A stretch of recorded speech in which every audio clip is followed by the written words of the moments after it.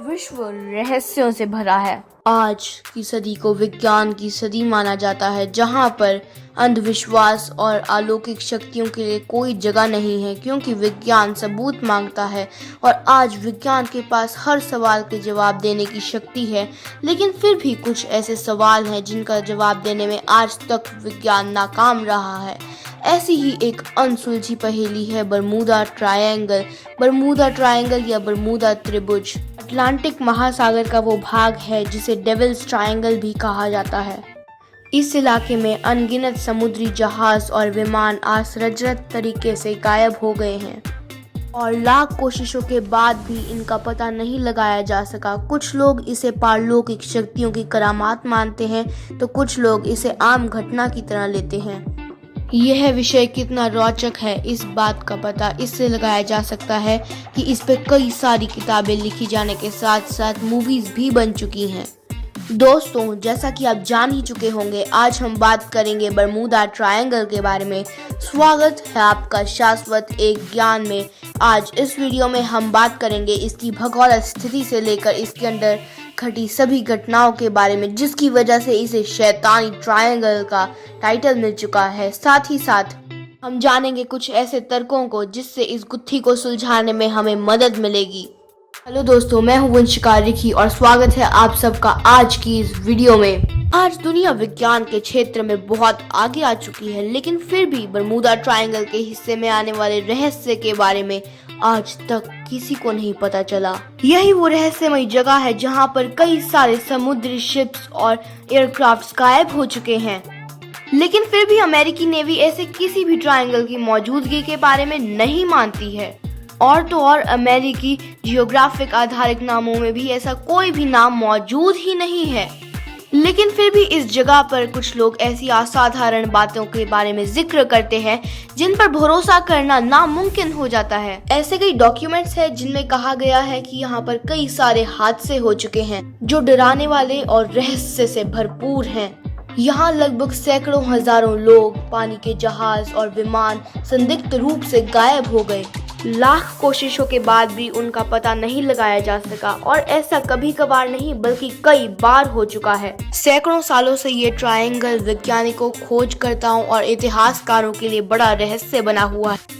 Atlantic महासागर के इस भाग में जहाजों और विमानों की गुम होने की घटनाओं में से कुछ घटनाओं में पाया गया है कि जब जहाज या विमान यहाँ पर आते हैं तब उनके रेडियो वायरलेस, रेडार और कंपास जैसे यंत्र या तो धीरे धीरे काम करना बंद कर देते हैं या फिर सही से काम नहीं करते हैं, जिससे इन जहाजों या विमानों का अपने कंट्रोल रूम से संपर्क टूट जाता है। इस तरह से ये या तो अपना रास्ता भूलकर किसी दुर्घटना का शिकार हो जाते हैं या फिर इस रहस्यमय इलाके में गुम होकर इस रहस्य को और भी ज्यादा गहरा देते हैं। कुछ वैज्ञानिकों का मानना है कि इस इलाके में आकर भौतिक के नियम बदल जाते हैं, जिसकी वजह से ऐसी दुर्घटनाएं होती हैं।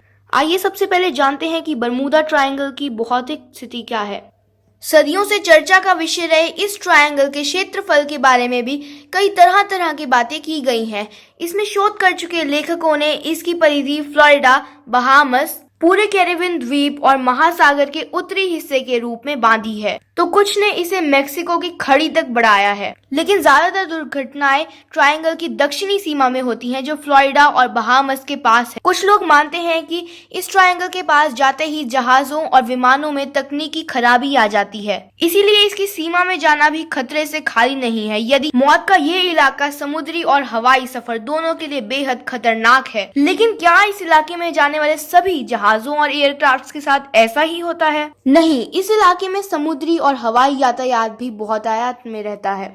इस इलाके की गिनती दुनिया के सबसे व्यस्त जल मार्ग में की जाती है। यहाँ से अमेरिका, कैरिबियन द्वीपों और यूरोप के लिए कई जहाज निकलते हैं। यही नहीं, फ्लोरिडा, कैरिबियन द्वीपों और दक्षिणी अमेरिका की तरफ जाने वाले जहाज भी यहीं से ही होकर गुजरते हैं। यही वजह है जिसकी वजह से लोग मानने को ये तैयार ही नहीं है कि इतने यातायात के बावजूद भी यहाँ से कोई जहाज अचानक से गायब हो जाए। लेकिन दोस्तों, ये इलाका समुद्री सफर के लिए बेहद आम होने के बावजूद भी बहुत ही ज्यादा रहस्यमयी है, क्योंकि यहाँ पर हुई सैकड़ों घटनाएं ऐसी हैं जिनका जवाब किसी के पास नहीं है।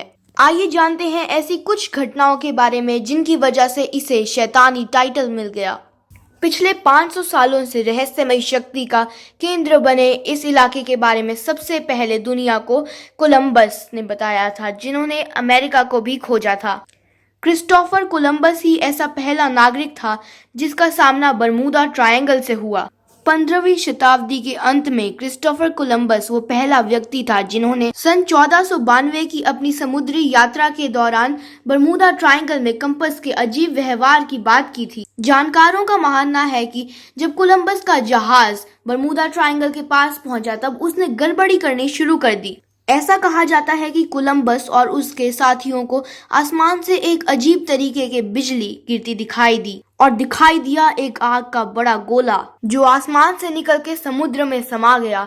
ये सारी बातें कोलंबस की लिखी किताब में मिलती हैं। हालांकि आधुनिक विद्वानों ने इसे मानने से इनकार किया और दोस्तों इसके बाद ऐसी सैकड़ों घटनाएं वहां पर देखने को मिली। आइए जानते हैं ऐसी कौन कौन सी घटनाएं थी वो। The Mary Celeste. Bermuda Triangle के संबंध में सबसे ज्यादा रहस्यमयी घटना को द मैरी सेलेस्ट के साथ जोड़ के देखा जाता है। 5 नवंबर 1872 को ये जहाज न्यूयॉर्क से जिनोवा के लिए चला, लेकिन वहां कभी पहुंच नहीं पाया। इसके ठीक एक महीने बाद 5 दिसंबर 1872 को ये जहाज अटलांटिक महासागर में सही सलामत हालत में मिला, लेकिन इस पर एक भी व्यक्ति नहीं था। सूत्रों की माने तो जहाज को किसी भी तरीके का कोई भी नुकसान नहीं हुआ था, लेकिन इस पर सवार सभी लोग कहाँ चले गए ये आज तक किसी को पता नहीं चल पाया। फ्लाइट 19। अमेरिकी नौसेना में टावरपीडो बम विशक विमानों के दस्ते 5 दिसंबर 1945 को फ्लाइट 19 के अंडर 5 विमानों ने लेफ्टिनेंट चार्ल्स टेलर के नेतृत्व में 14 लोगों के साथ फ्लोरिडा के इस इलाके में उड़ान भरी और फिर इन लोगों को वापस कभी भी लौट के नहीं देखा गया। यहाँ पे पहुंचने के बाद लेफ्टिनेंट टेलर के कंपास ने काम करना बंद कर दिया था। फ्लाइट 19 के रेडियो से जो अंतिम शब्द सुने गए थे वो कुछ इस प्रकार थे। हमें नहीं पता हम कहाँ हैं, सब कुछ गलत हो गया है, पानी हरा है और कुछ भी सही होता नजर नहीं आ रहा है। समुद्र वैसा नहीं दिखता जैसा कि दिखना चाहिए। हम नहीं जानते कि पश्चिम किस दिशा में है। हमें कोई भी दिशा समझ में नहीं आ रही है। हमें अपने अड्डे से 225 मील उत्तर पूर्व में होना चाहिए, लेकिन ऐसा लगता है कि और उसके बाद आवाज आनी बंद हो गई और उसके बाद 13 सदस्यों का बचाव दल एक समुद्री यान से फ्लाइट 19 की खोज में गया, लेकिन वह भी दुर्घटना का शिकार हो गया और कभी वापस नहीं लौट पाया। दोस्तों ये घटना यहीं पर ही नहीं रुकी। इसके बाद एक समुद्री जहाज और विमान इस इलाके में आकर लापता हो गए।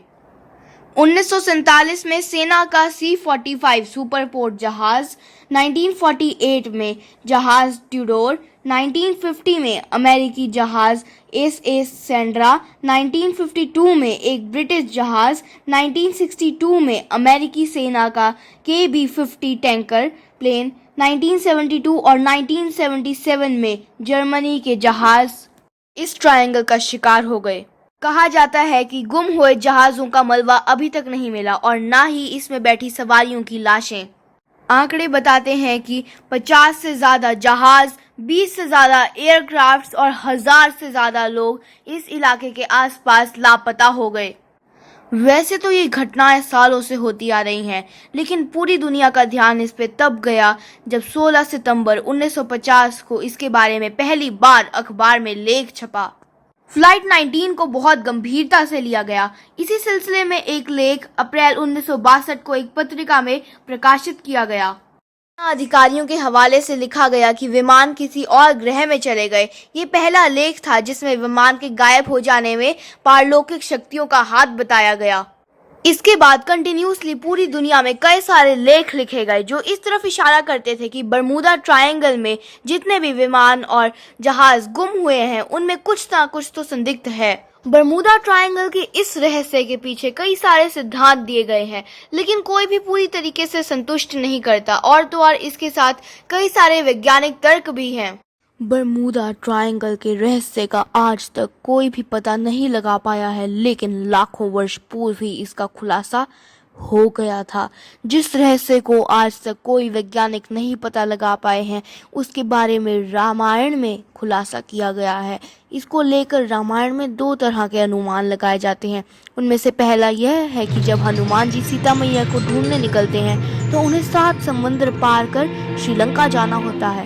उस समुद्र के ऊपर से जब वे उड़ रहे होते हैं आकाश में, तब उन्हें समुद्र में स्थापित एक राक्षसी औरत हनुमान जी की परछाई को अपने हाथों में पकड़ लेती है, जिससे हनुमान जी आगे नहीं बढ़ पाते हैं।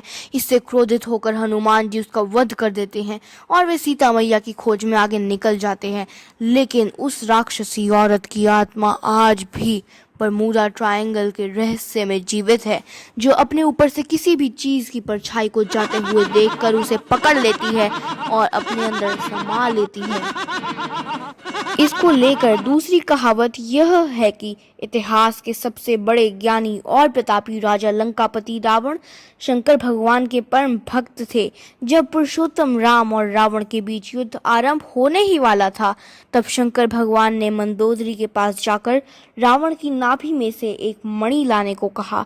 ठीक उसी प्रकार मंदोदरी ने शंकर भगवान को वह मणि दे दी, जिससे रावण की मृत्यु निश्चित हो गई। लेकिन उस मणि का तेज इतना था कि वह संसार में फैले सभी प्राणियों व जीवों के जीवन के लिए बहुत कठोरदायक था।